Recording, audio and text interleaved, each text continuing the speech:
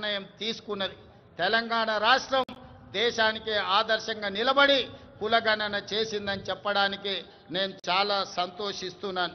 అదేవిధంగా మీకందరికీ తెలుసు, ఎస్సీ కులాల ఉపకులాల వర్గీకరణ దాదాపుగా 40 సంవత్సరాల నుంచి ఎన్నో పోరాటాలు చేసి ఎంతోమంది అమరులై సుప్రీంకోర్టు జడ్జిమెంట్ తీసుకొస్తే ఎస్సీ కులాల వర్గీకరణ మొట్టమొదటి రాష్ట్రం తెలంగాణలోనే మా ఎస్సీలకు ఉన్న 15% రిజర్వేషన్ని గ్రూప్ 1కు 1%, గ్రూప్ 2కి 5%, గ్రూప్ 3కి 9% ఇవ్వడం ద్వారా ఎస్సీ కులాల వర్గీకరణ చేసి దేశంలోనే మొదటి రాష్ట్రంగా వర్గీకరణ చేసిన రాష్ట్రంగా మనం ముందు బాగానే నిలబడ్డాం.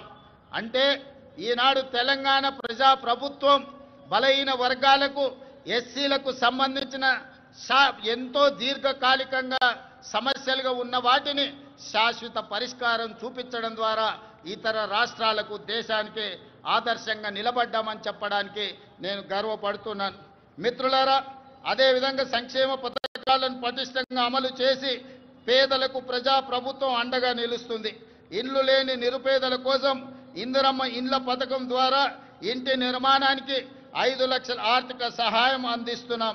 ఈ పథకం ద్వారా 4,50,000 ఇళ్లను ఈ సంవత్సరం పేదలకు అందించడం ద్వారా 22,500 కోట్ల రూపాయలు ఖర్చు పెట్టి పేదలను ఇంటి వాళ్ళను చేయడం ద్వారా ఆత్మగౌరవంతో బ్రతికే విధంగా ఈనాడు పేదలను ఆదుకోవడానికి మన ప్రభుత్వం ఇందిరమ్మ ఇండ్ల సంక్షేమ పథకాన్ని ముందుకు తీసుకువెళ్తున్నదని చెప్పి మీ అందరికీ చెప్పడానికి నేను సంతోషిస్తున్నాను. అదేవిధంగా ఇప్పటి వరకు 5,364 ఇందిరమ్మ లబ్ధిదారులకు 53,64,00,000 రూపాయలు నేరుగా లబ్ధిదారుల ఖాతాలోనే వేయడం జరిగింది. అదేవిధంగా మిత్రులారా, పేదల ఆకలి తీర్చడమే కాదు, వారి ఆత్మగౌరవంతో జీవించేలా సన్న బియ్యం పథకాన్ని ప్రారంభించాం. సంక్షేమ పథకాల చరిత్రలో సన్న బియ్యం ఒక ట్రెండ్ సెట్టర్. తెలంగాణలో 3 కోట్ల మంది సన్న బియ్యం పథకం ద్వారా లబ్ధి పొందుతున్నారు. ఖమ్మం జిల్లా సారపాకలో స్వయంగా నేనే సన్న బియ్యం లబ్ధిదారుల ఇంటికి వెళ్ళి ఆ గిరిజన కుటుంబంతో కలిసి సహపంక్తి భోజనం చేసినప్పుడు ఆ కుటుంబ సభ్యుల కళ్ళల్లో చూసిన ఆనందం జీవితకాలం నాకు గుర్తుండిపోతుంది. ఎందుకంటే ఒకనాడు రేషన్ షాపుల్లో ఇచ్చే దొడ్డు బియ్యం మిల్లర్ల మాఫియా లేకపోతే దళారుల మాఫియా చేతుల్లో ఆనాడు వాళ్ళ చేతుల్లో ఉండే. ఈనాడు సన్న బియ్యం ఇవ్వడం ద్వారా 3,10,00,000 మంది తెలంగాణ ప్రజలకు ప్రయోజనం చేరడమే కాకుండా ప్రతి ఒక్కరు ఆ సన్న బియ్యం తెచ్చుకొని ఈ రోజు వండుకొని తింటున్నారు. నిజంగా ఇది ఒక గొప్ప విప్లవాత్మకమైన మార్పు. దీనికి ప్రజా ప్రభుత్వం పునాది వేసిందని తెలియజేయడానికి నేను సంతోషపడుతున్నాను మిత్రులారా. అదేవిధంగా పెట్టుబడులు మిత్రులారా, తెలంగాణ రాష్ట్రం సంక్షేమమే కాదు అభివృద్ధిలో కూడా దేశానికి ఆదర్శంగా నిలబడాలని స్టేట్ ఓన్డ్ ట్యాక్స్లో దేశంలోనే మొదటి స్థానంలో ఉన్నాం. అదేవిధంగా స్వదేశీ విదేశీ పెట్టుబడులను ఆకర్షించడంలో తెలంగాణ రాష్ట్రం ఈ దేశంలోనే మొదటి స్థానంలో ఉంది. దాదాపుగా ఈ 18 నెలల్లో 3 లక్షల కోట్ల రూపాయల పెట్టుబడులను ఆకర్షించడమే కాదు అమెరికా, జపాన్, సింగపూర్, అదేవిధంగా దావోస్ లాంటి నగరాల్లో పర్యటించి ఈ దేశానికి ఈరోజు పెట్టుబడులను సాధించినాం. అదే కాకుండా ఈరోజు జపాన్కి సంబంధించిన మేయర్ గారు ఈ ప్రత్యేక రాష్ట్ర అవతరణ దినోత్సవంలో పాల్గొనడం ద్వారా మనకు స్ట్రాటజిక్ పార్ట్నర్గా మన తెలంగాణ ముఖ్యంగా హైదరాబాదు నగరాన్ని పారిశుద్ధ్య రహిత నగరంగా తీర్చిదిద్దడానికి జపాన్ మనకు సహకరిస్తుంది.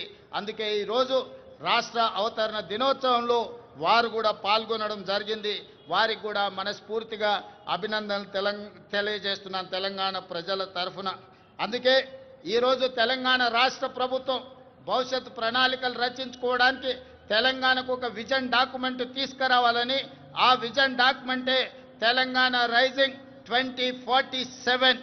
ఈరోజు ఆ పాలసీ డాక్యుమెంట్ ద్వారా రాబోయే తరాలకు భవిష్యత్తు ప్రణాళికలు అందించడమే కాదు తెలంగాణ రాష్ట్రాన్ని ప్రపంచంతోనే పోటీ పడే విధంగా అభివృద్ధి పదం వైపు నడిపించాలన్న ఒక పాలసీ డాక్యుమెంట్ను తెలంగాణ రాష్ట్రం తీసుకురావడానికి ప్రయత్నం చేస్తుంది అని చెప్పి తెలియజేయడానికి నేను ఎంతో సంతోషిస్తున్నాను. ప్రపంచ నగరాలతో ధీటుగా హైదరాబాదు నగరాన్ని తీర్చిదిద్దేందుకు ప్రణాళికలు రూపొందిస్తున్నాం. మూసీ నదికి పూర్వ వైభవం తెచ్చేందుకు మూసీ పునరుజ్జీవన ప్రాజెక్టును మనం చేపడుతున్నాం. బాపు ఘాట్ను అంతర్జాతీయ స్థాయిలో గాంధీ సరోవర్గా తీర్చిదిద్దాలని మనం అనుకుంటున్నాం. అంతర్జాతీయ ప్రమాణాలతో భారత్ ఫ్యూచర్ సిటీ, ఈ దేశంలో ఏ నగరమైనా ఎప్పుడో బహుశా పూర్వతరాలు ప్రారంభించిన నగరాలను కొంచెం కొంచెంగా విస్తరించుకుంటూ వస్తున్నాం. కానీ భారతదేశంలో పూర్తి స్థాయి ప్రణాళికబద్ధమైన మహానగరం లేకపోవడం ఒక లోటుగా భావించి ఈరోజు న్యూయార్క్, టోక్యో లాంటి నగరాలతో పోటీ పడే విధంగా భారత్ ఫ్యూచర్ సిటీని మనం ఈరోజు ఎయిర్పోర్టుకు దగ్గరలో ప్రారంభించుకుంటున్నాం. 30,000 ఎకరాలలో ప్రపంచ స్థాయి ప్రమాణాలతో ఈరోజు నూతన నగరాన్ని నిర్మించుకోవడానికి మనం ప్రణాళికలు రచించుకున్నాం, ముందుకు వెళ్తున్నామని తెలియజేయడానికి ఈరోజు సంతోషపడుతున్నాను.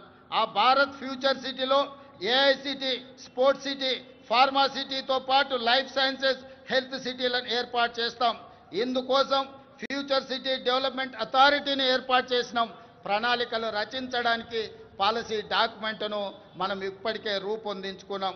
తొందరలోనే హైదరాబాద్లో నిర్మించబోయే భారత్ ఫ్యూచర్ సిటీ ప్రపంచ పెట్టుబడులకు ఒక కేంద్రంగా మారబోతుందని తెలియజేయడానికి నేను సంతోషపడుతున్నాను. రాష్ట్ర మౌలిక సదుపాయాలలో భాగంగా విమానాశ్రయాల సంఖ్యను పెంచుకునేందుకు చర్యలు తీసుకుంటున్నాం. ఇప్పటికే మనకు తెలంగాణ రాష్ట్రంలో ఉన్నది ఒకే ఒక ఎయిర్పోర్ట్.